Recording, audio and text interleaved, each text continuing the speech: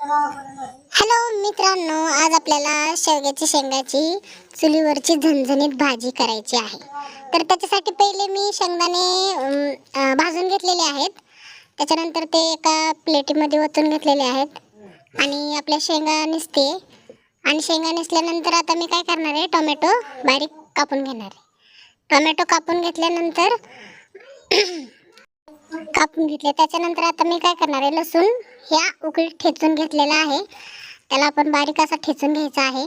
आणि ठेचून घेतल्यानंतर काय करायचंय, ठेचून घेतलेला आहे लसूण। आता आपली कढई चुलीवरती ठेवलेली आहे, त्यात तेल टाकलं।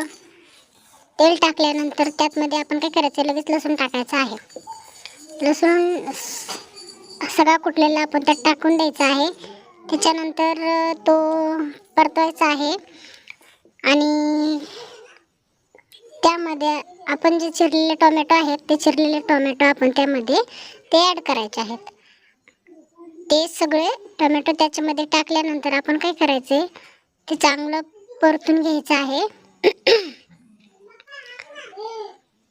परतून छान असा कलर येऊस तर त्याला मस्त आपण काय करायचं, परतून घ्यायचं। त्याच्यानंतर आपल्या शेंगा घ्यायच्यात, एका परातीत खळखळून पाण्यात त्या धुवून काढायच्या आहेत आणि कढईमध्ये टाकायचे आहेत। सगळ्या शेंगा कढईमध्ये टाकल्यानंतर आपण काय करायचंय, त्याला पण मस्त परतून घ्यायचं आहे, हलवून घ्यायचंय त्याला चांगल्यापैकी। आणि त्याच्यानंतर परत त्याच्यामध्ये मसाला टाकायचा आहे। आता मी त्यात एव्हरेस्ट मसाला टाकणार आहे।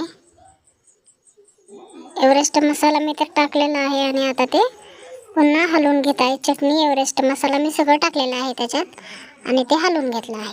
त्याच्यानंतर आपण काय करायचंय, सगळं व्यवस्थितपणे हलवून घेतल्यानंतर त्यात थोडीशी वरून हळद टाकल्यानंतर चांगलं मस्त हलवून घेतलं आणि त्याच्यामध्ये पाणी टाकले आणि वरून थोडीशी कोथिंबीर टाकली आणि त्याला उकळी येऊस्तवर ठेवून दिली आहे। त्याच्यानंतर शेंगदाणे काय केलेत मी, हे शेंगदाणे काय करायचे आपल्याला मिक्सरमध्ये नाही तर मी काय करणार आहे, उकळीमध्ये ठेचून घेणार आहे। मला उकळीतले शेंगदाणे जास्त आवडतात भाजीमध्ये टाकायला। मस्त आता मी ते बारीक करून घेतलेले आहेत। घडी पडूस तर आपल्याला ते शेंगदाणे बारीक करायचे आहेत आणि आपल्या भाजीकडे बघायचं। आपल्या भाजीला उकळी आणखीन आली नाहीये, लाकडं जरा सरकवले मी पुढं आणि सोडून दिलं। आता अशी खळखळ उकळी आलेली आहे, ती बघून लगेच आपण काय करायचंय, आपल्या भाजीत तो कुटलेला कूट टाकून द्यायचा आहे। कूट टाकून मस्त काय करायचंय, त्याला हलवून घ्यायचं आहे। हलवून घेतल्यानंतर आता त्याला शेंगा शिजस्तोवर आपण काय करायची, त्याची वाट बघायची।